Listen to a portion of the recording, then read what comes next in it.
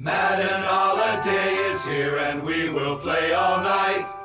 Calling sick and sound sincere, in tackles will delight.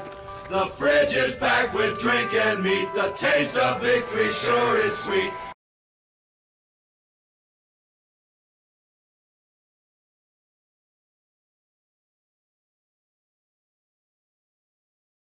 Okay, so yeah, this intro bit is going to be a little bit strange. As I was writing it, literally watching the Monday night game, where obviously you saw what happened. Aaron Rodgers injured his ankle. It's turned out to be a torn Achilles tendon on the fourth play of the game.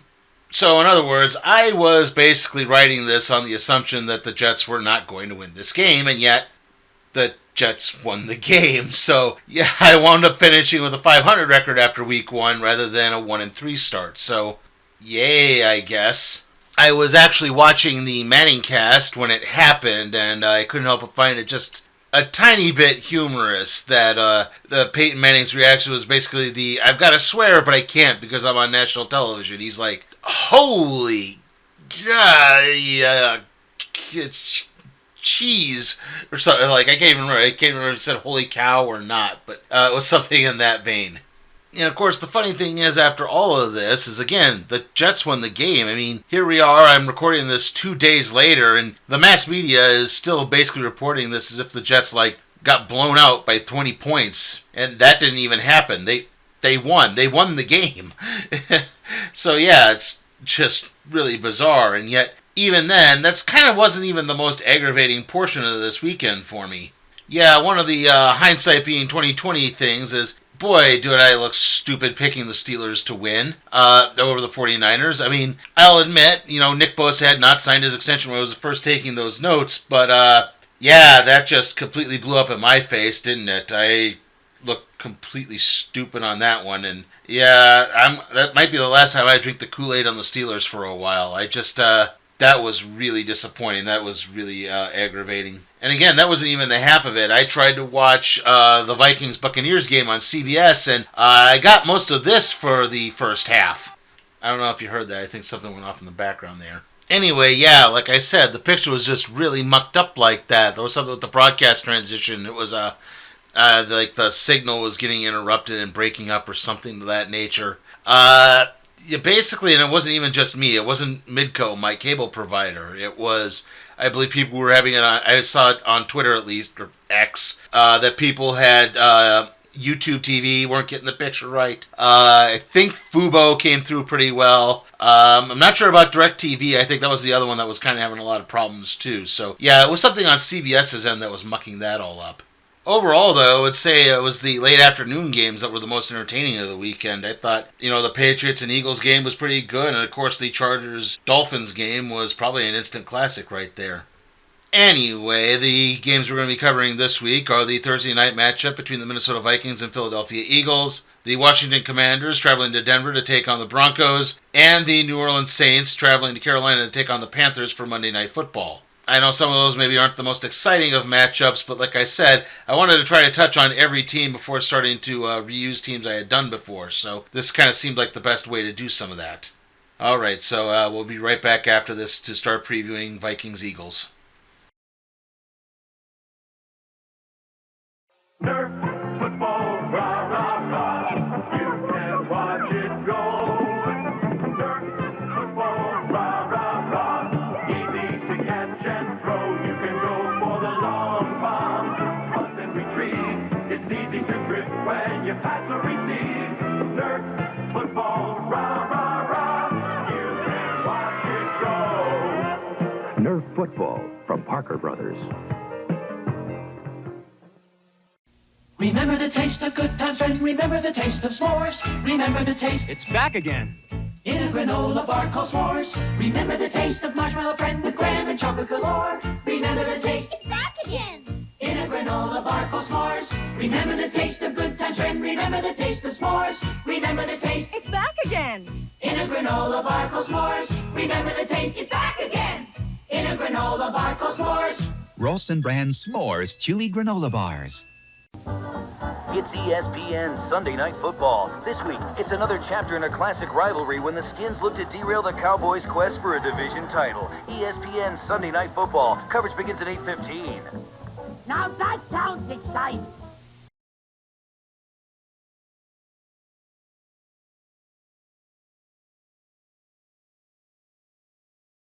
Okay, so we're starting things off with the premiere of Thursday Night Football on Amazon Prime with the Minnesota Vikings taking on the Philadelphia Eagles. Or to put it simply, we have a team that lost a game it really should have won versus a team that won a game it arguably should have lost.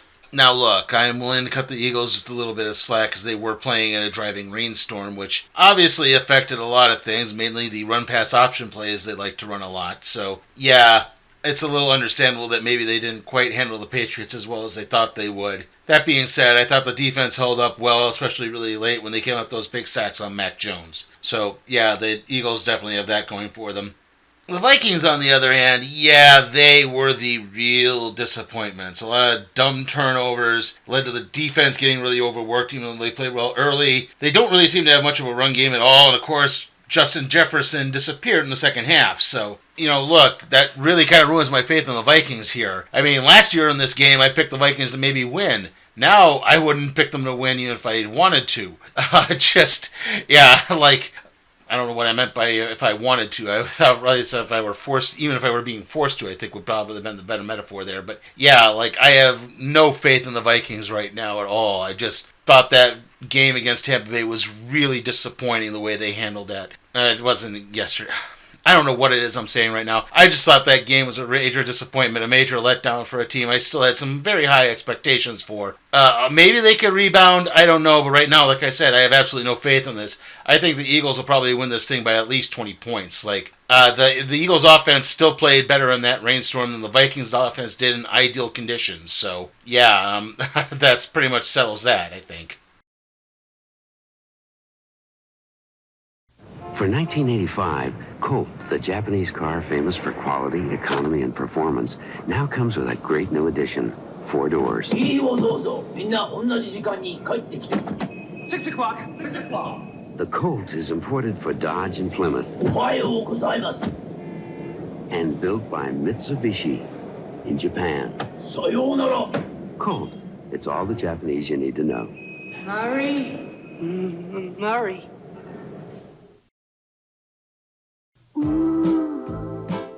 Fresh, hot bread. Fresh, hot bread. Petite boulangerie. Ooh, la petite boulangerie. La Petite Boulangerie, your neighborhood bakery, where they tell the freshness of their bread not by the day, but by the hour. What a fresh idea. Ooh, la petite boulangerie. Ooh. Over the years, a lot of small businesses have developed their own systems of communicating. Yes, sir. Eric, talk to But now there's a better way. Meet the Merlin system from AT&T. Merlin's a telephone, an intercom, a conference caller, and has dozens of features you can select. Henderson. So Yes, sir. Merlin can grow as your small business grows. Call about Merlin. AT&T Information Systems, when you've got to be right.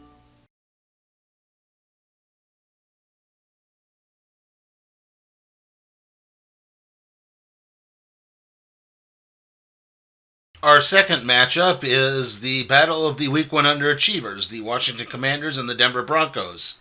I mean, Washington struggled to beat the obviously tanking Cardinals, and the Broncos fell short against the Raiders. Again, that being said, I do feel the Broncos' defense actually played pretty well, just as long as they didn't need to contain Jacoby Myers. Meanwhile, the Commanders' offense kind of loafed around throughout much of the first 3 quarters of their game against the Cardinals. Sam Howell was running the ball more than he was really throwing it, so I don't know what type of impact Eric Bieniemy is having on this. So, again, I don't really have a lot of stock in the Washington Commanders' offense right now. Like I said, they have good players, Gibson, Robinson, obviously Terry McLaurin, so they can play well if they need to, but right now, I just don't know if they could play a whole game particularly well. So, yeah, I mean, I did think the Broncos overall could play a bit more consistently hopefully their offense can kick it in gear. They can get Javonte Williams going. Maybe they can get Sutton more involved in the passing game. Maybe Jerry Jeudy, if he's healthy, can stand up. Hopefully Dulcich is healthy at tight end because he can obviously help out too. But I do think the Broncos can make an offensive improvement, and they probably should win this game. So, yeah, I'm picking the Broncos to win this one and have a nice bounce back.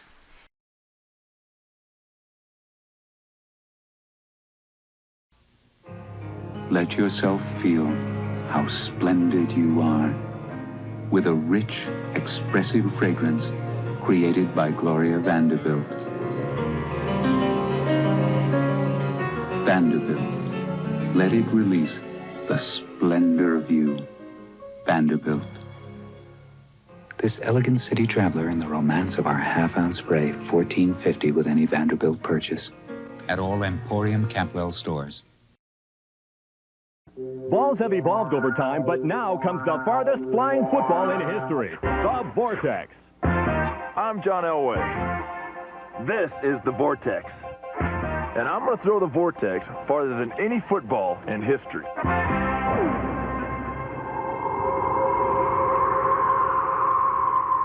The farthest flying football in history. Koosh Vortex. Now the Vortex Howler screams with 3 howling whistles. It's Koosh. We'll see. All right, ladies. There's only 1 spot left in my fantasy football league and 2 of you. Why don't we flip a coin? I prefer a more old-fashioned approach. 2 of you walked into this room, but only one's walking out.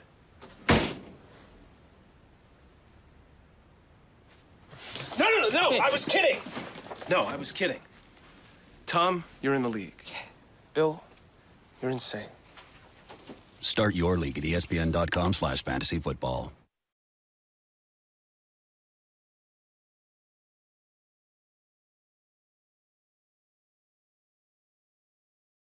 Our final matchup is the Monday night contest between the New Orleans Saints and the Carolina Panthers. It's Bryce Young's home debut and his national TV NFL debut. I mean, obviously he debuted with Alabama, but, this is his first one in the big leagues. Now, the Panthers did have their moments against the Falcons. They moved the ball pretty well. Bryce Young did get a touchdown, which was then immediately thrown up into the stands by accident. But overall, they were haunted by some very bad interceptions and overall turnovers. And I do find the Panthers' defense to be rather suspect, with their offense lacking a certain punch that just isn't hyping everyone up right at the moment. That being said, lacking punch is also a term you could use to describe the New Orleans Saints offense against the Tennessee Titans. Derek Carr in particular looked extremely flat during that game, and it turned out the defense were the one that really pulled it out for them. Well, that and, of course, the refs overturning that fumble call that got returned for a touchdown. Now, I do think that Bryce Young is a better quarterback than Ryan Tannehill is at the moment, but that being said, I think the Saints defense is maybe just a little too strong. They're going to overwhelm the rookie, and they're probably going to just hold on to the win in a very low-scoring affair. So, yeah, I'm going to pick the Saints to win this one.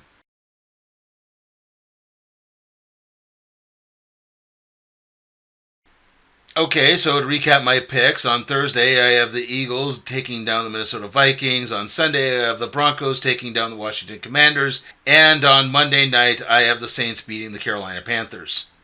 Okay, so the next video that's going to be up after this is the random trade review on New Warriors Classic Volume 1. That is going to be up on Sunday. Just a little busy right now, and so I kind of lost a day of script writing for that, and so I'm having to push back everything.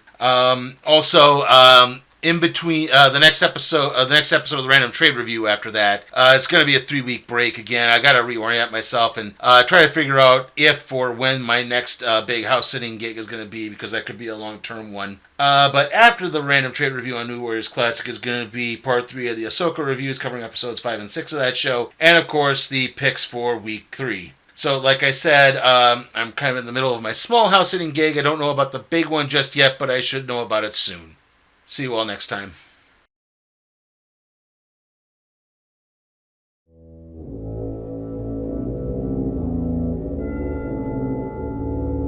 Hey guys, remember that you can support my work at patreon.com/sleepytimeforcat productions. Also, remember to like, comment, share, subscribe to my channel, and ring that notification bell so that way you can be alerted to further videos.